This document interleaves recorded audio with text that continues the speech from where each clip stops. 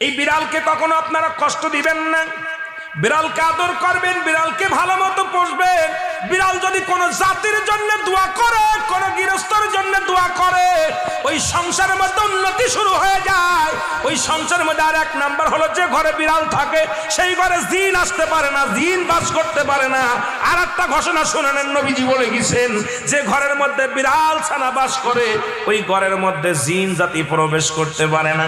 তাহলে ছোট ছোট মাসুম বাচ্চাগুলো যে ঘরের মধ্যে থাকে, মুসলমান অনেক সময় জিনের আশ্রয় পড়ে যায়, অনেক সময় জিনে আসর করে, ওই ঘরের মধ্যে জিনে আসর করে।